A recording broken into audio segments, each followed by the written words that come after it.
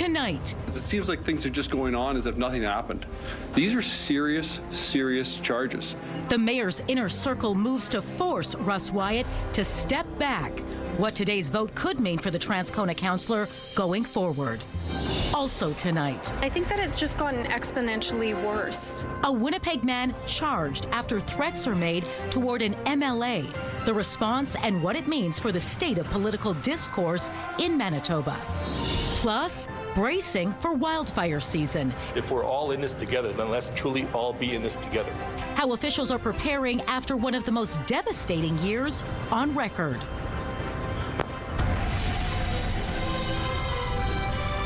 CTV News.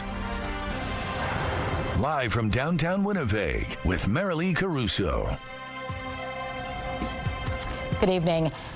After calls to take a step back when ignored, the mayor and his inner circle voted today to boot Russ Wyatt from a number of city committees. The Transcona councillor was arrested and charged last month, accused of drugging and sexually assaulting a man. But just a day after those charges were laid, a defiant Wyatt took part in a city council meeting. Standing by live with all the details of what unfolded today at City Hall is CTV's Jeff Keel. So, Jeff, why did EPC take this rare move? The mayor and other EPC members say residents have been raising concerns with them about Wyatt's attendance at these meetings, where in some cases, members of the public sit on these committees and boards. He defied calls to stay away.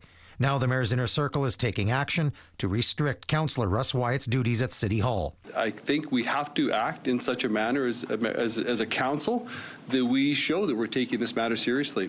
Last month, the Winnipeg Police Service announced Wyatt was arrested for drugging and sexually assaulting a man. The mayor and others said he should not attend council or other meetings pending the outcome of the criminal charges. Wyatt did not listen. Councillor, why are you here today, sir?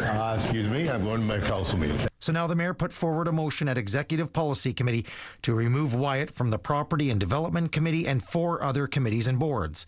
EPC voted in favor. Council will have the final say next week. The councillor was provided an opportunity to step away. He chose not to do that. This formal process is the only option we have. Even if council signs off, Wyatt can still sit on council and the East Kildonan Transcona Community Committee. Wyatt sent CTV News a statement in response to EPC's move. I am innocent. I have done nothing wrong, and I will have my day in court to prove that. And unlike the mayor and obviously members of EPC, I still believe in the rule of law that one is presumed innocent until proven otherwise. Despite that presumption of innocence, the mayor and other EPC members say councillors have to be held to a higher standard, and they've been getting calls from the public to do something. I've had emails from residents, and I think for what we are able to do, this is what we can do. One of the concerns is it seems like things are just going on as if nothing happened. These are serious, serious charges. The mayor says he left Wyatt a message this morning giving him the heads up this action was coming today. None of the allegations against Wyatt have been tested in court. So, Jeff, is there anything stopping Wyatt from staying on a council or on these committees? City Council does not have the authority to remove him from those positions. That's according to the City of Winnipeg Charter, a provincial act. The province would have to make amendments to that act to change that. It sounds like council might ask the province to look at this down the road after Wyatt's charges are dealt with. All right. Thanks for this, Jeff. Mounties are again appealing for information on the 4th anniversary of a man's disappearance in southern Manitoba. Sean Roy Miness was last seen on this day in 2022 at his home on Tupper Street in Portage La Prairie. He was reported missing 2 days later. He was 42 years old at the time he went missing and is described as being 6 feet tall with brown eyes and balding brown hair.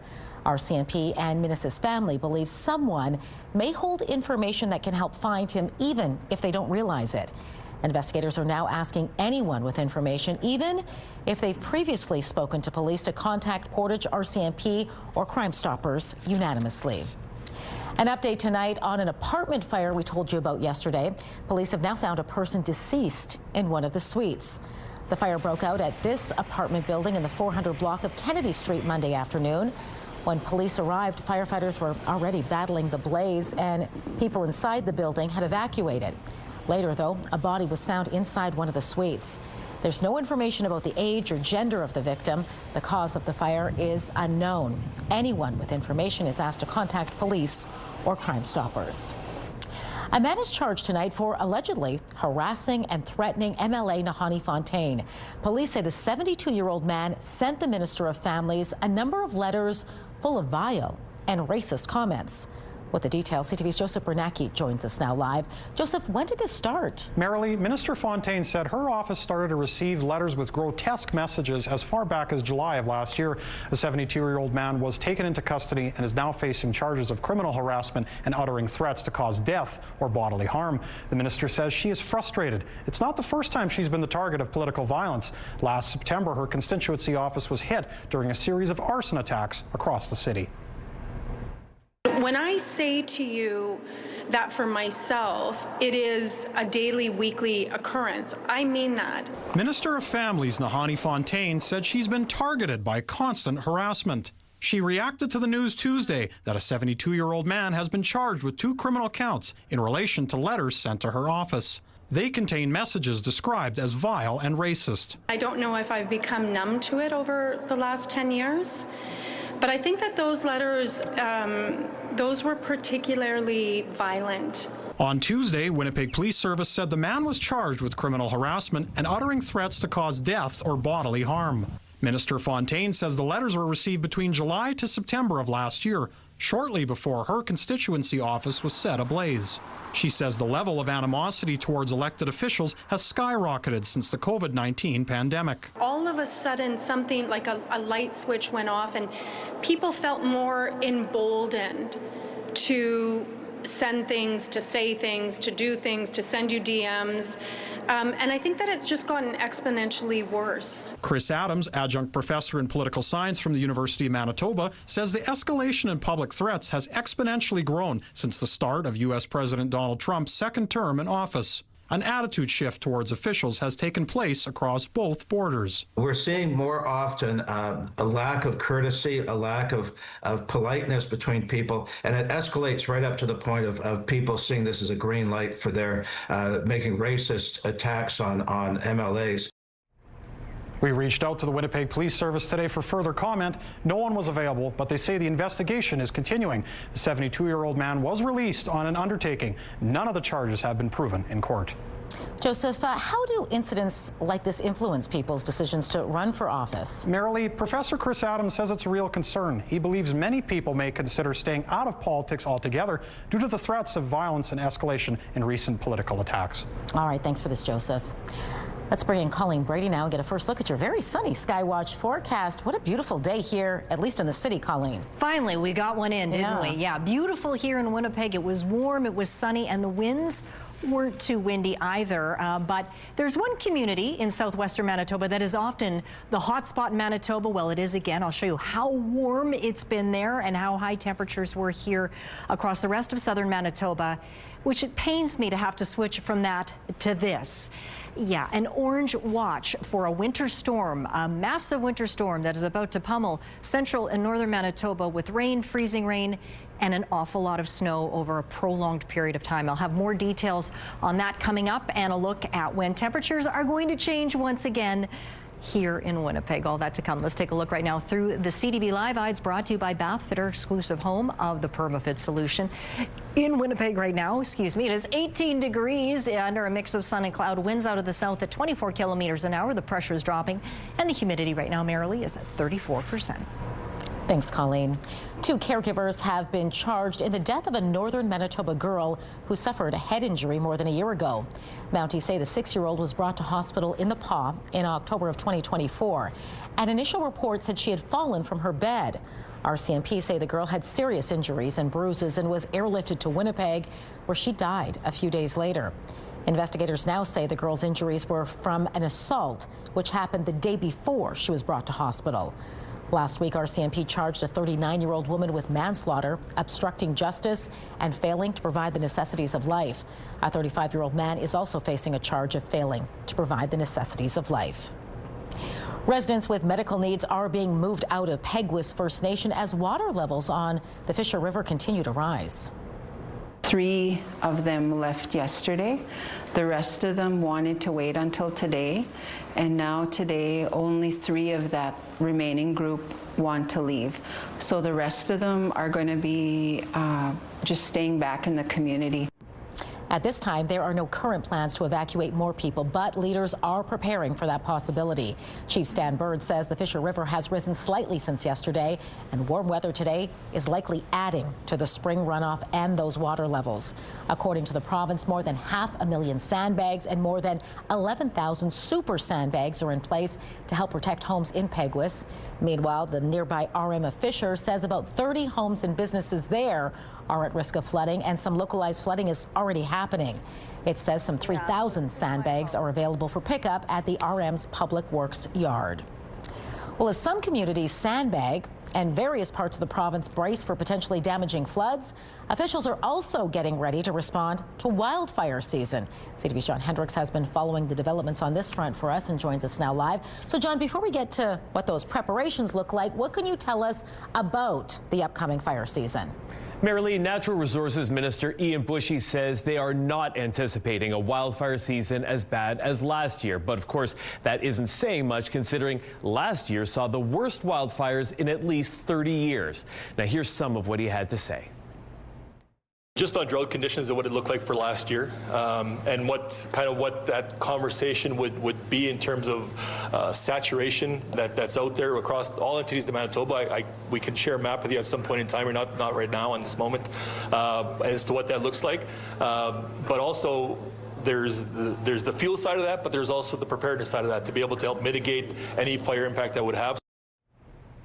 Now, in terms of those preparations, government ministers outlined a handful of new actions that are currently underway. That includes a new fire base in the Thompson area, hiring 19 firefighters, and converting 15 emergency management staff into permanent rather than term positions. They're recruiting and training community firefighters, particularly on First Nations, adding 3 new initial attack crews, and spending hundreds of thousands of dollars on aerial firefighting and the province's fire mapping system.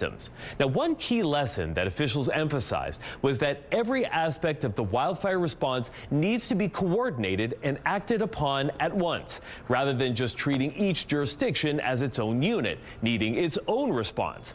Lac du Bonnet Reeve Lauren Schinkel says that approach made a big difference in his area. That fire moved at an incredible pace, 1.7 kilometers an hour. It was burning at 1,600 degrees. 8,400 acres were burnt in a matter of several hours. Without the support of the various agencies, wildfire services, conservation, the province, the officials, Office of the Fire Commissioner, we wouldn't have gotten through that devastating event. Now, what we learned today came from the province's interim report into the 2025 wildfire season. Ministers say the full report will be released sometime in the fall. Now, John, I also understand the province's disaster financial assistance program is expanding. What can you tell us about that? Yeah, Marilee, the province also announced today that the 2025 wildfire DFA program will now include dedicated funding for risk reduction and wildfire mitigation. Now, what that means is that municipalities will receive additional funding equal to 25% of their eligible costs to be used to shore up their defenses. Now, 2 have already had funding improved. The town of Snow Lake is getting money for more fire breaks, and the RM of Lac du Bonnet will receive funding to develop a wildfire protection plan. All right, thanks for this, John. The hunt for a tire-slashing suspect in Brandon is over. Last month, 85 vehicles in South Brandon were hit, causing thousands of dollars in damage. Police say cars parked on 7 streets were targeted. A 21-year-old man was arrested April 16th and is charged with mischief, over $5,000, and resisting arrest.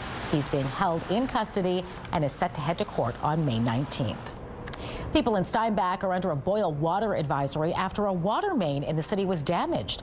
According to a post on that city's website, the water main was damaged while a private contractor was working on a development near the water main. It caused extremely high water flow and resulted in discolored water. This afternoon, the city advised residents not to drink discolored water or to use it to prepare beverages or infant formula until the situation is dealt with. Crews right now are flushing the distribution system, trying to remove the discolored water. The Winnipeg Jets NHL season may be over, but a trio of players will still hit the ice next month. Mark Scheifele will be joined by Gabriel Velarde and Dylan DeMello on Team Canada at the World Hockey Championships in May. The Jets finished 8 points out of the wild card spot in the Western Conference, leaving the players out of the playoffs, but available to join the national team.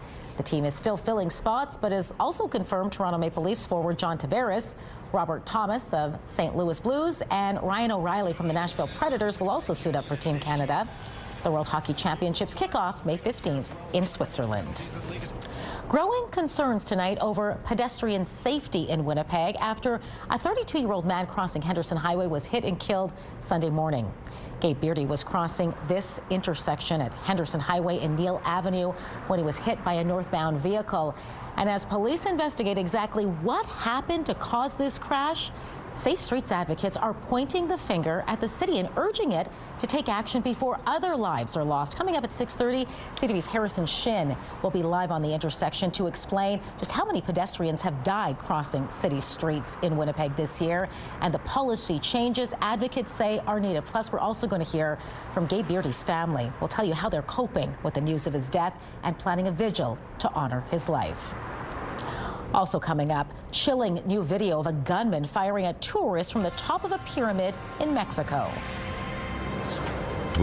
Some of the tourists started screaming, ducking, and running.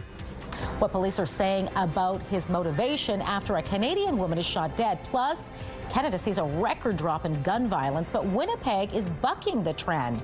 Those stories and more when we return.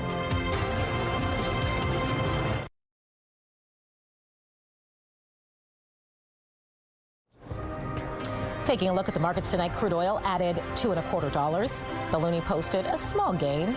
Gold futures plunged $109. The TSX dropped 551 points. The Dow Jones fell 293 points, while the Nasdaq lost 144 points. The latest information from Statistics Canada shows there was a sharp drop in crimes involving firearms in 2024, but the same could not be said for Winnipeg. The report shows police services across the country reported nearly 14,500 violent crimes involving a gun. That's a rate of 36 crimes per 100,000 people, which is down more than 4% from a year earlier.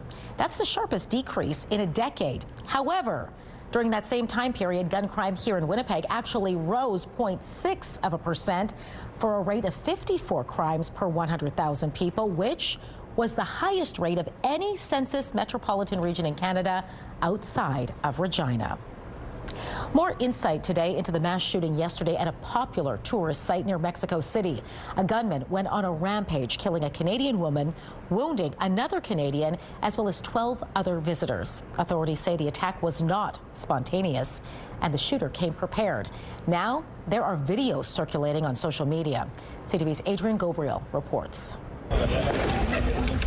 Gunshots can be heard piercing through the air as screams echo from the base of the Teotihuacan pyramids as tourists run for cover.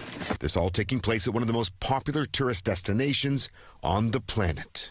The shooting was initially reported at 11:20 a.m. on Monday. This web camera recording of the historic site shows the first moments as visitors began to run for their lives. Let's go.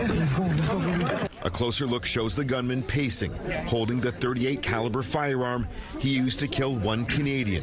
The deadly attack injuring at least 13 more, including a 29-year-old Canadian woman and a 6-year-old boy from Colombia. The Teotihuacan pyramids are located here, roughly 45 kilometers northeast of Mexico City, making it a popular day trip from Mexico's capital. The shooter has been identified as 27-year-old Julio Cesar Yasso of Mexico. Seen here carrying a backpack, Mexican authorities say inside they found pamphlets related to an infamous U.S. mass shooting. The Monday attack coinciding with the April 1999 anniversary of the Columbine High School massacre in Colorado, where 2 students opened fire, killing 13 classmates and 1 teacher. Today, Mexico's president shared her condolences with the family of the Canadian killed, as did Prime Minister Mark Carney. We're working with Mexican authorities on the situation, but it's a sad day. It's a day that many witnesses who survived are still coming to terms with. Some of the tourists started screaming, ducking, and running. While some ran, others jumped to a landing below, alongside the pyramid. we kind of try to hold on with our hands and kind of extend our full body length and then let ourselves drop from there. Following roughly 10 minutes of terror, the Mexican National Guard shot Ramirez in the leg as he climbed near the pyramid's peak. That's where he turned the weapon on himself and took his own life. With Mexico set to co-host the upcoming FIFA World Cup alongside the United States and Canada, there are now calls for tighter security measures in that country. Ottawa is calling on a prompt and thorough investigation. Adrian Gabriel, CTV News, Toronto. Donald Trump has extended the ceasefire deadline with Iran. It was set to expire tomorrow. Trump also said the U.S. blockade of the Strait of Hormuz will continue. He made the announcement in a post on Truth Social, calling the government of Iran seriously fractured. Earlier, Trump told American broadcaster CNBC he thinks the U.S. is going to end up with a great deal with Iran. But a new round of talks now appears uncertain. A White House official says Vice President J.D. Vance has called off his trip to Pakistan. U.S. fighter jet manufacturer Lockheed Martin made a stop north of Montreal today to confirm it wants a Quebec-based company to maintain its F-35s. But it's also part of a charm offensive as Ottawa reviews how many of the U.S. aerospace fighter jets it will purchase. CTV's Jean-Pierre Bushman reports. With signatures and a handshake, Lockheed Martin penned a plan. The aerospace giant's executives landed in Mirabel with a memorandum of understanding on the maintenance of F-35 fighter jets. This, say executives, to maintain, even create jobs. This partnership that we're here to celebrate today just continues an extension of this trust and the relationship that we've already established and really builds upon that foundation that we have with Canada. This Mirabel facility has maintained Canada's armed forces fleet of now aging CF-18s for decades. It has now set its sights on the F-35s. Ottawa initially planned to purchase 88 of those Lockheed Martin jets and has bought 16. But as U.S.-Canada tensions flared up, it announced a review. The government is now weighing whether to run a dual fleet and replace a number of F-35s with Swedish-made Gripens. The original contract certainly is what we hope. To be able to support up to 88 F-35s. None of the executives would link the maintenance plan to a minimum number of purchased F-35s. L3 MAS wants federal money to upgrade. This in a bid to transition to a maintenance depot for F-35s from other countries too. The International Association of Machinists and Aerospace Workers said today's announcement is reassuring and that it's hopeful its workers will do maintenance on whatever aircraft Canada picks. But on their short visit to Mirabel, Lockheed Martin executives also packed a message about the benefits of a full fleet of F-35s. We are very excited, though, about the full 88 airplane buy of Canada, knowing that having a single fleet, what that does with the interoperability with NATO, what it does to ensure one training program, one infrastructure program. Ottawa hasn't said yet when it will unveil its final decision on the contract. Geneviève Beauchemin, CTV News, Mirabel, Quebec. Prime Minister Mark Carney has a new team helping to prepare for trade talks with the U.S. The new advisory council includes former Quebec Premier Jean Charest, former Conservative leader Erin O'Toole, and former Liberal Cabinet Minister Ralph Goodale. A representative of the Automotive Parts Manufacturers Association and the president of Unifor are also involved. I'm very pleased to have that group. It's a diverse group, leaders from the union movement, experts in industry, and CEOs in finance and across the economy. The Trade Council will be chaired by Canada-U.S. Trade Minister Dominic LeBlanc. Formal negotiations are expected to begin the week of May 25th. RCMP have conducted a major drug bust which involves shipments of cannabis through Canada Post. Officers raided 2 homes in Ottawa in March and seized almost 500 kilograms of cannabis, other drugs, and cash. The investigation began when Canada Post found a large shipment destined for the Northwest Territories. 3 people have been arrested. Today would have been Queen Elizabeth's 100th birthday. King Charles paid tribute to her today and reflected on how she would have felt about the current state of world affairs. Much about the times we now live in, I suspect, may have troubled her deeply, but I take heart from her belief that goodness will always prevail.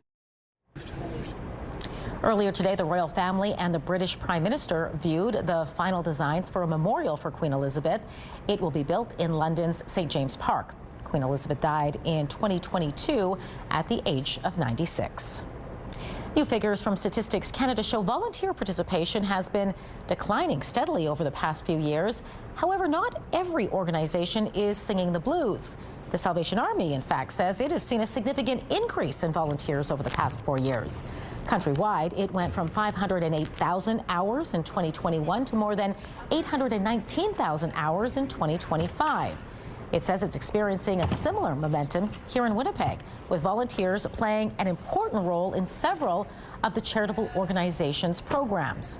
Now, the organization is celebrating the work of the people who provide it with those helping hands.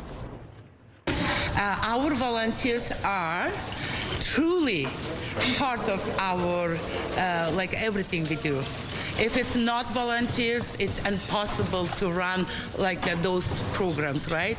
And volunteers help us to support, thousands of people. The Salvation Army would love to have even more volunteers. If you're interested, you can find more information by going online to thesalvationarmy.ca/volunteer. I'm Harrison Shin. I'm live here on Henderson Highway. This is the intersection where a 32-year-old man was killed after being struck by a vehicle.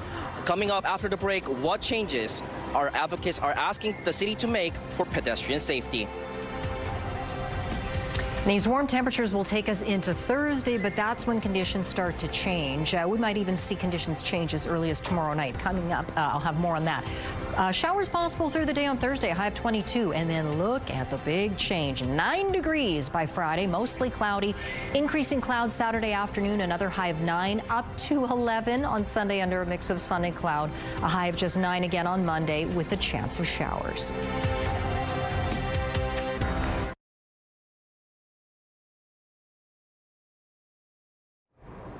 There are growing concerns tonight about the safety of pedestrians on Winnipeg streets. 32-year-old Gabe Beardy was hit and killed Sunday on Henderson Highway at a lighted crosswalk. And now the city is being asked for solutions. Live at the scene of that crash tonight is CTV's Harrison Shin. Harrison, what is the city being asked to do? Merely, this is the stretch of highway where Gabe Beardy was walking. This stretch is 60 kilometers per hour for the speed limits. Now the advocates are saying that this stretch is just too fast and wanting to see the speed limit reduced to 50 kilometers per hour. A devoted father for 4, that's how Gabriel Beardy's family is remembering him after he was hit by a car and died Sunday. Well, the family is devastated. It's such a tragedy to lose a loved one so young in his prime. Police say it happened around 5:20 a.m. at this intersection of Henderson Highway and Neil Avenue in Winnipeg. Beardy was crossing on a crosswalk marked with lights when he was hit by a northbound vehicle. Police say the driver called 911 right away and remained at the scene. His family says he was sent to HSC but died at the hospital. He loved to joke around. He was funny.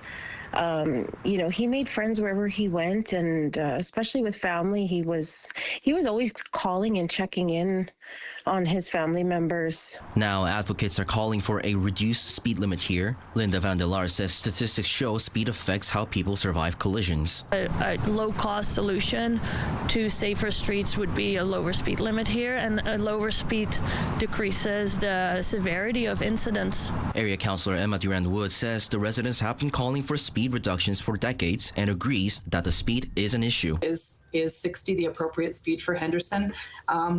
We'll see. Like, we need to follow the science on this, and I think that's something, you know, if we know that most collisions in the city are happening on these major streets, then that's a conversation that we need to have.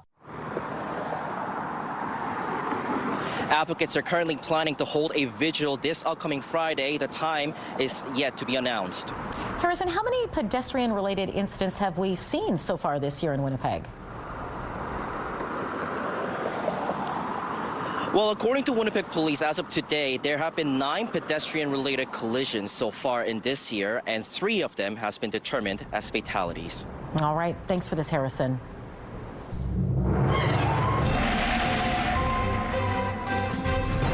CTV Skywatch weather brought to you by South Beach Casino and Resort. Visit southbeachcasino.ca. All right, Colleen Brady is back now with your complete Skywatch forecast. And while we enjoy the sunshine and warm temperatures here in the south, I'm sorry for all of you up north. Winter needs to give you a break, too. It's even hard to speak. You know what, and this is a pretty complex system too, and there's still a fair amount of uncertainty with respect to this because there'll be various precipitation types, and it will be an ongoing event over the course of potentially as much as 3, maybe into a 4th day. Meanwhile, down here in the south, as you know, it's been a beautiful day. Winds have not been too strong, although they are starting to pick up, as you can see here, coming from the south in southern Manitoba. We've had warm temperatures, extremely warm in some cases. I'll show you just how warm it still is in parts of southern Manitoba. We had some showers that were crossing just that area between the north and south basin of Lake Winnipeg. That's now moving off well into Ontario, although you can see just moving to the north of Kenora, but the weather station in Kenora is actually reporting a mix of sun and cloud right now. So take a look at this. In Kenora, it's 14.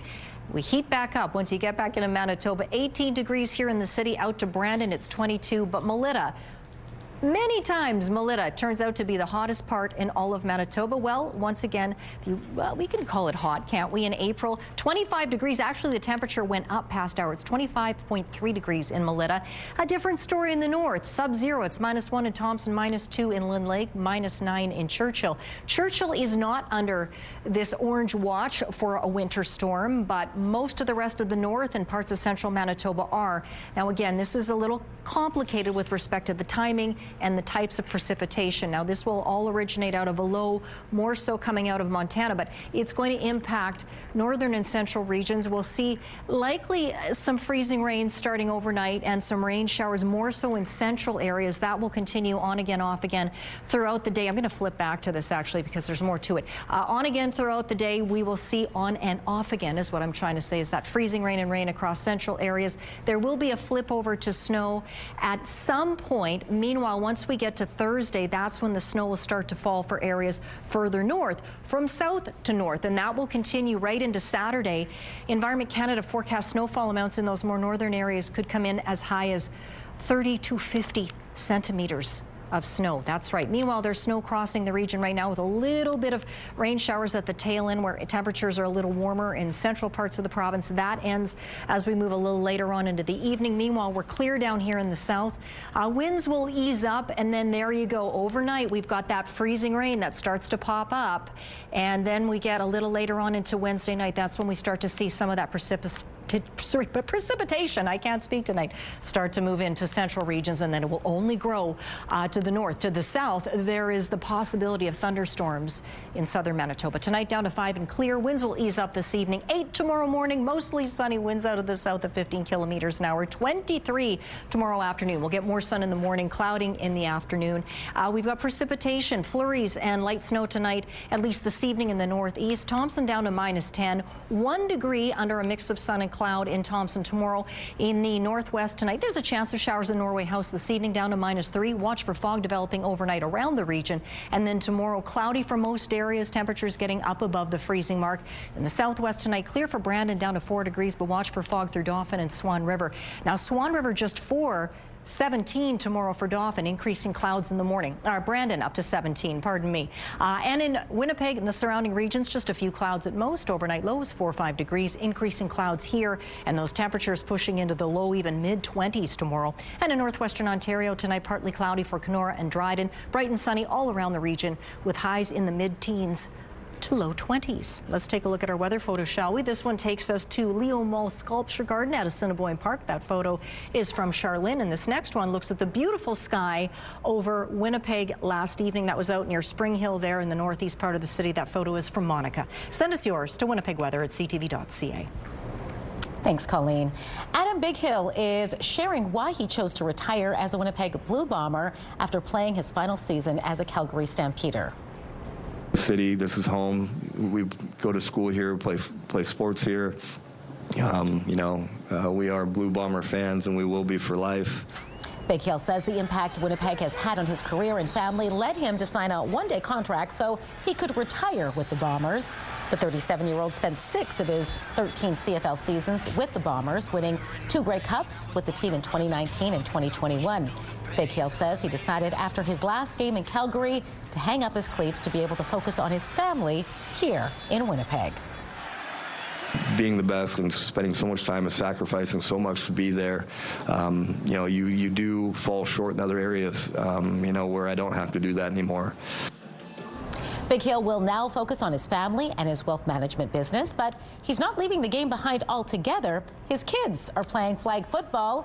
His business has a box at the stadium, and he's on the board of the CFL Players Association. He's also not ruling out coaching one day, but says that's in the distant future.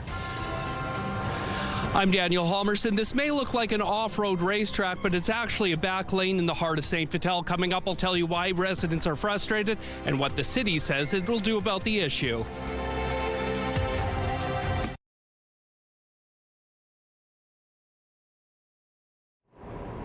A gravel back lane in Old St. Vital is looking more like a dirt bike racetrack these days. The ground is thawing, and it's created quite the muddy situation for one homeowner.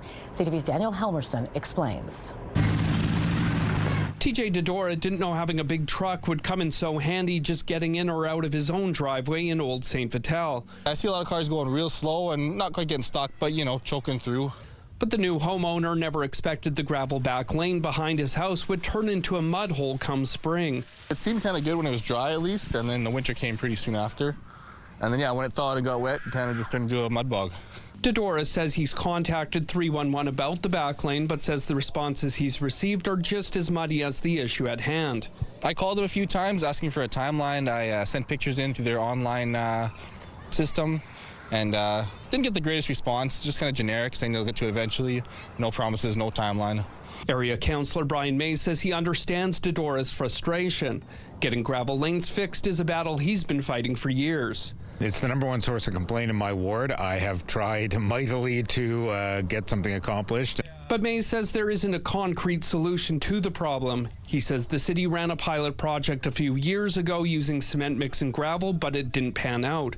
Most people just say, can I get some gravel? And then I have to explain that isn't the way the city deals with it. Mays says residents can vote to get their gravel back lanes paved, but they have to pay half the cost.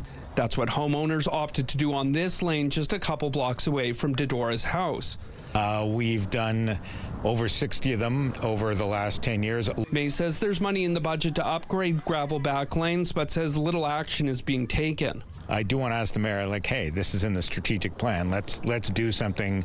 Let's not let the $1 million a year go off to do something completely different. TJ Dodora says anything would help at this point. Pick up some of the mud and then just lay a bunch of gravel down. I think that'd be the typical system to go. Daniel Halmerson, CTV News, Winnipeg. A city spokesperson says stabilization work was done on Diodora's back lane in 2023. Since then, crews have addressed soft spots as required. However, there is no paving plans currently in the works.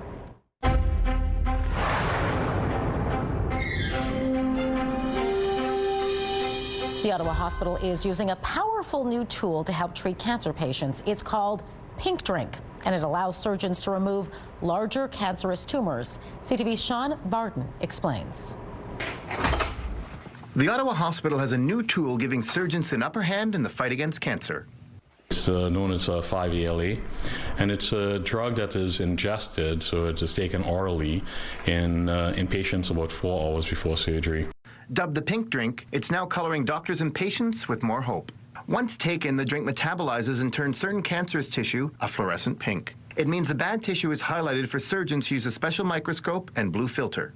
That tells us where the tumor is and allows us to take out much more tumor than we would normally be able to.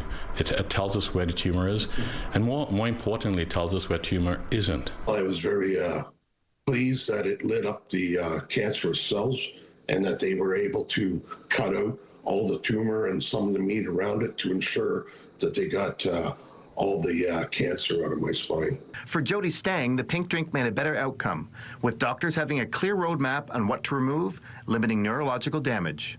But if you're wondering how it tastes, I must say it was the most horrible drink that I've ever had in my life. But then a few hours later, they wheeled me down to go to surgery. The Ottawa Hospital investing big money to give patients a better chance. And while Jody's surgery allowed for precision in his back, doctors are impressed by the level of precision it can have while operating on the brain. Glioblastoma is one of the deadliest brain cancers, and Dr. Mohammed believes his liquid will improve the quality of outcomes. The pink drink is one of those things that allows us to give patients more hope when they perceive no hope, and that is important. Sean Varden, CTV News. Medical Watch is brought to you by Manukin Koster Denture Clinic. I've waited such a long time for this. If you dream of a love that even time will lie down and be still, for this one's for you. Our first look at the long-awaited sequel to Practical Magic. Spotlight is next.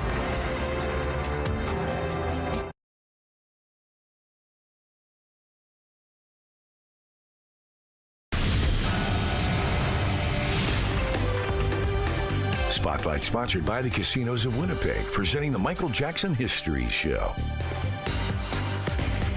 Oh, the places you'll go with the Manitoba Theatre for Young People next season as they get ready to visit some fantastical places and literary characters. The 2026-27 season starts in October with Jordan, a new story of hope and resilience that brings Jordan's principle into focus. The award-winning book Peg and the Yeti is then adapted for the stage. The family holiday show Zeusical takes you on a whimsical journey of friendship, loyalty, and believing in yourself, with the help, of course, from Dr. Seuss characters. The new year features I Wish I Was a Mountain, Lou in the Night, and an Alice in Wonderland-inspired Meet the Hatter. The season wraps up in May with the world premiere of Growing Carrots, a story about two sisters who can't live with or without each other. Season tickets are now on sale. Single tickets go on sale August 12th. A former CTV sportscaster is sharing some untold stories with fans. After more than 4 decades in broadcasting, Rod Black is releasing his memoir. Black's book, Cut to Black, is set to hit shelves next month. He got his start, of course, right here when the station was known as CKY before moving on to a national role with CTV and TSN. Black will take riders inside some of sport's biggest moments, from the Kerrigan-Harding scandal to Ben Johnson's fall, and share what life is really like inside the broadcast booth. Cut to Black will be available on May 19th. The Magic is returning for a long-awaited sequel. We're getting our first look at Practical Magic 2. I've waited such a long time for this. She has. The Owen sisters are back in this first teaser trailer. Sandra Bullock and Nicole Kidman are reprising their roles in Practical Magic 2. The film was released in 1998 and based off the original novel from Alice Hoffman. Practical Magic 2 hits theaters in September. Meanwhile, Ridley Scott is back with another post-apocalyptic film. I was kissing my wife, playing with my dog, wondering every day how I got so lucky. This is the official trailer for The Dog Stars. It stars Jacob Elordi, Josh Brolin, and Margaret Qualley. The Dog Stars is based on the 2012 novel of the same name by author Peter Heller. The film hits theaters August 28th. Well, coming up tonight on your primetime lineup, Will Trent kicks things off at 7. RJ Decker comes up next at 8, and Catch High Potential at 9. It's all right here tonight on CTV. Dribbling into the history books. Coming up, Manitoba's Basketball Hall of Fame welcomes the class of 2026. Who made the cut? Still to come.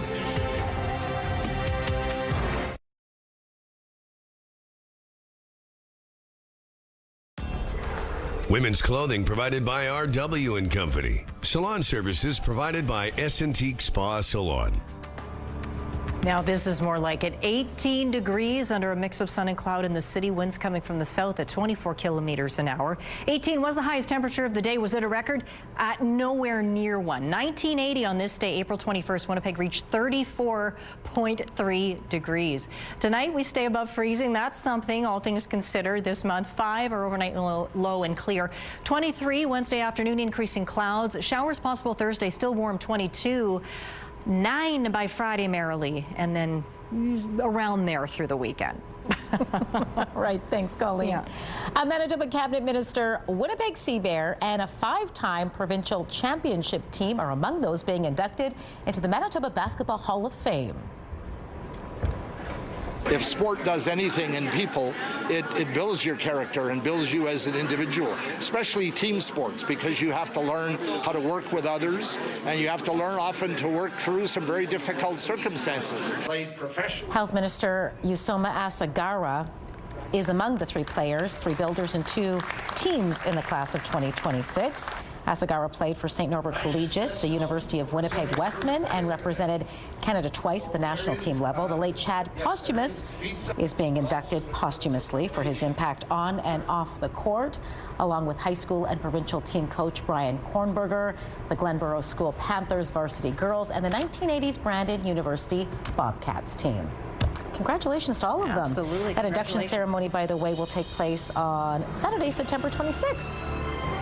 That does it for us tonight. Have a great evening. Get outside and enjoy those spring temperatures we've all been waiting for. While they last. Yeah. All right, we'll see you back here tomorrow.